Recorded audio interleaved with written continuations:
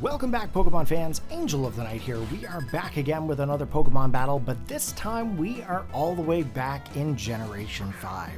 If you guys are just tuning in and you guys don't know how to do Generation 5 Wi-Fi battles, be sure to take a look at the link in the description below, because I have a full-blown tutorial on how to do this.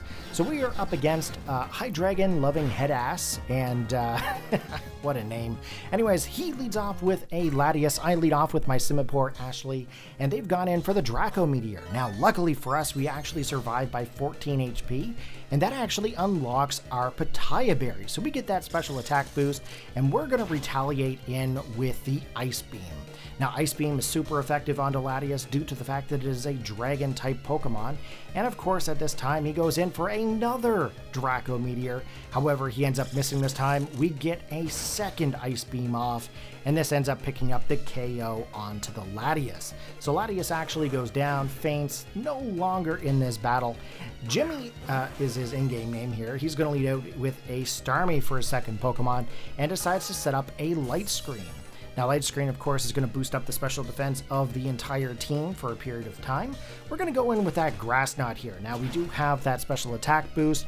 I'm hoping that this is going to give us that regular damage that we would have normally seen. He's going to go for the Psychic, pick up the KO off onto Ashley. And you know what? Ashley has done a fantastic job.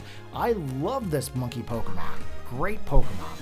We're going to go in with Zapdos here. Of course, we've named it Lawrence after the second movie, and we are going to threaten this Starmie so much that he ends up swapping out the Starmie. However, I know that he has Excadrill in the back, so I ended up going in for a Heat Wave. Now, of course, Heat Wave should be enough to be able to pick up a KO off onto this thing. It is a Steel-type Pokemon. Special defense is not necessarily that great, but with the Light Screen, you never know exactly what will happen. It is a Pokemon battle after all. It manages to survive, and we end up popping the Air Balloon. Now, we did some decent amount of damage off onto Excadrill. He's going to swap it back, bring out Snorlax. Now, in Generation 5, Snorlax is a very big, bad Pokemon. It has such a high special defensive stat that, you're just basically going to want to call back that Zapdos. There's no point in even trying. We're actually going to go out to Ryan the Rhyperior. Now, back in Generation 5, the Rhyperior I had, it ran rampant, and there is a specific moveset that does that for me. I actually have a substituting focus punching Rhyperior. This actually comes into play quite often. However, we're just going to go in for the Stone Edge here. We just wanted to try to get that damage off. If they ended up going for like a Body Slam or an Earthquake or anything like that, they would have broken our sub for sure. So we managed to get a Stone Edge off. That did some decent damage. They get another Earthquake, taking us down in below half our HP. And of course, we are going to regain some health there with the leftovers. You can't have Rhyperior without leftovers. Come on, guys. So they're going to swap out the Snorlax. They realize, you know what, there's no point in even trying to take on this Rhyperior at this time. They bring in the Excadrill here. And of course, Excadrill has Mold Breaker, so any ability doesn't matter. Abilities are forgotten when Excadrill does damage. So we get an Earthquake off here. We're actually going to drop the Excadrill, and that is the second Pokemon out of Hydreigon's team. Okay, we're going to get a little bit of leftovers here and regain some health back to our Rhyperior. Next Pokemon coming in is going to be Jellicent. Now, Jellicent, of course, has two forms. There's the male form and the female form, the King and Queen. Obviously, I don't want to mess with the King at this time. Jellicent is an amazing Pokemon. I thought, you know what, I'm just going to have to go into our Snorlax. We're going to try to take a hit. They end up going in for the Scald, and of course, that is a direct hit onto our Snorlax Seth. And it does have the potential to burn. If you guys don't know what Scald is or have been living under a rock, it could be a big problem.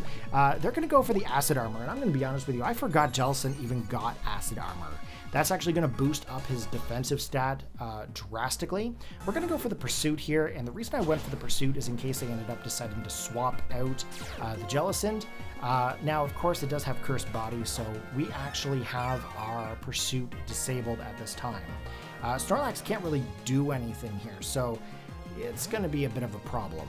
They're going to swap out Jellicent now that they've actually got the Pursuit, basically cursed and whatnot. Seth is actually banded. Okay, so we actually have to call him back. We're going to go into Emma. I felt like this was going to be a safe swap. I figured, you know what, I might be able to get a Calm Mind up, get some special defense boosts, maybe get some special attack boosts, and, you know, maybe go for that whole stored power scenario. Unfortunately, Return comes into play, and that's based off of the friendship of the Pokemon. Of course, this is probably a max friendship Snorlax. We're going to go in for the stored power. And it's going to be a hit, but it doesn't really do what I thought it was going to do. I think, if I'm not mistaken, I think it's like 25 base, and then it boosts up every time that you get like a stat increase. But we end up losing our Espeon here, and I thought to myself, you know what, it's time. Let's bring in the OG. Let's bring in the GOAT. We've brought in Isabelle, guys. If you guys don't know who Isabelle is my Haxorus that has run wild in pretty much every generation since Generation 5. This is when Haxorus got his debut. It is one of my favorite dragon Pokemon of all time, and this is the original Isabelle. Okay, we end up taking out, I believe, the Snorlax there. The Jellicent comes back in. I don't want to keep Isabelle in case of a Scald. I don't want to get that burn. So we actually end up swapping out the Haxorus, going into the Zapdos. And of course, here comes a Shadow Ball coming in from the Jellicent. Is going to make direct contact to Lawrence.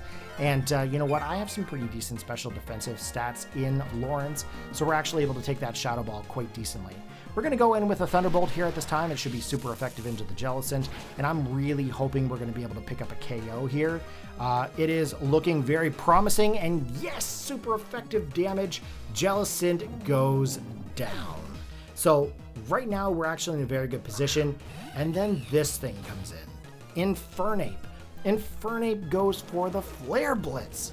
And you know what? I'm thinking to myself, okay, can I handle this? In any other generation, I might have been able to handle it if I put some defensive stats into Lawrence, but in this case, I went special defense, and we actually end up losing our Zapdos. No! But wait, I still have Isabelle. Let's go in with Isabelle. Isabelle, the big bad dragon of Gen 5. It is the GOAT for me. I'm hoping to be able to outspeed it, but unfortunately not. Close combating Infernape comes in and actually makes direct contact with Isabelle, picking up the KO. Not good for me, guys, because quite frankly, I know that right now I have two Pokemon that are extremely weak to fighting-based moves, and they are definitely slower than Infernape. And of course, in this generation, unlike Generation 9, there's no terrestrialization, so I can't go into any kind of ghost typing. Gen 9 joke there. But you know what? This is Gen 5. Let's get back to the battle. In comes the close combat, and it is going to pick up the KO onto Ryan, bringing us to our last and final Pokemon, which is Snorlax. Now, if for some reason I was able to survive and get one hit off, I'm sure I'd be able to pick up the KO onto Infernape. But there's just no way I'm going to be able to pick up the KO here. Seth comes in, and of course, you know, Infernape is running wild. He's hulking up, brother. He's going for the close combat, and he's there picking up the KO off onto the Snorlax. So that is a good game, Hydreigon loving headass. Thank you very much for the battle. If you too want to battle in Generation 5, hit me up in my Discord, and we can get a Gen 5 battle going. Take care, have a good one, and peace out.